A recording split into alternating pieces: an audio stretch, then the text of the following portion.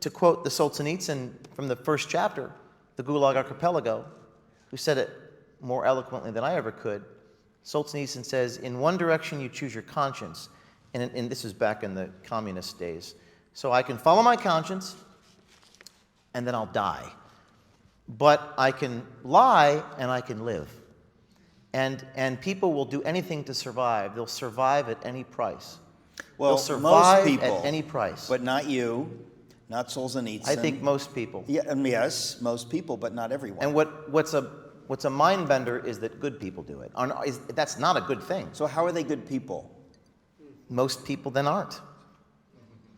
That's a necessary conclusion. And that's a hard thing to state, but here's a good thought experiment. And I've been asked by everyone, who are you going to talk about the Project Veritas? I said, not really. Maybe in passing for one sentence. But the question is this. What is your price? Is it 10 million? Is it 20 million? Is it 100 million?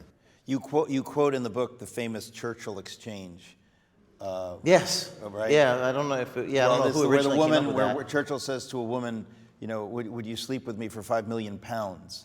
And she says, well, we'd have to talk about terms or something.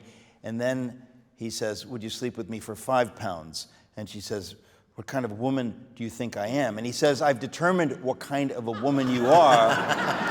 Now we're just establishing the price. Right. So so think about it. And this. I just want to say one thing.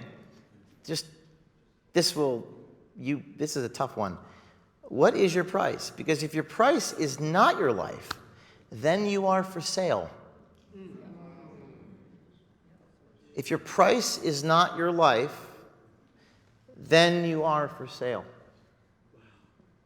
So if you're going to be a truth teller, your price has to be your life.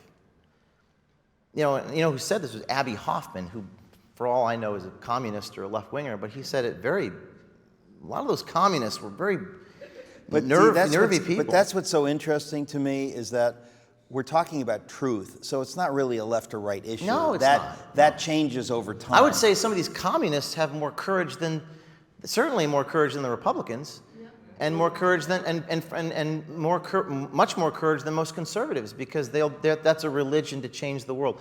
But the price, and I remember being at Veritas, and we were looking around the room thinking, how many people would take a $20 million bribe?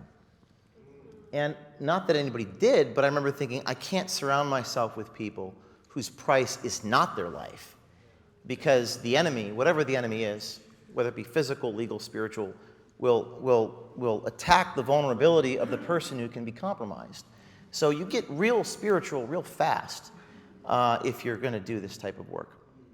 Well, again, we're talking about, it's unfashionable in elite Manhattan circles to talk about things like truth, integrity, because people are like, well, and that's kind of the point. It's why we started Socrates in the City, because it should be fashionable to talk about those things, or at least we should talk about those things, and whether it's fashionable or not is another issue. But to talk about integrity and truth and what you're willing to do or say to get along, again, this is what I'm talking about wherever I go.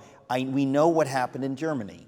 We know that people that would not publicly identify as evil or as Nazis were willing to do a little bit to stay safe, to keep out of trouble. And by doing that, they enabled satanic evil to erupt across the face of Europe. I mean, because of those people, it wasn't just the top Nazis. Those people had to be complicit. That's what you're talking about here. You're talking about people across this country willing to go along for pensions.